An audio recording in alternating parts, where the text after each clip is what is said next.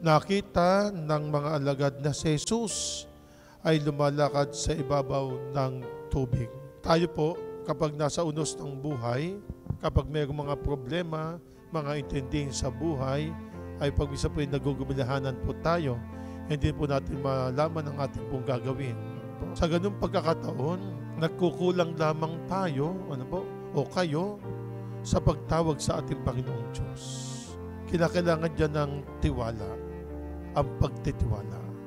Kailangan meron tayong tiwala sa ating Panginoong Diyos. Kung meron tayong tiwala sa ating sarili, magtiwala kayo sa ating Panginoong Diyos.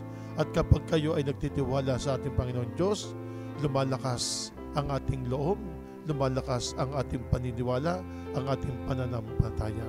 Hindi po tayo iiwan ng Diyos.